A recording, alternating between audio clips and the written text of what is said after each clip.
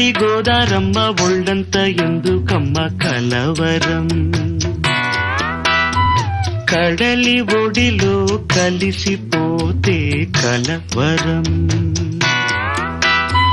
ఇన్ని కలలిక ఎందుకో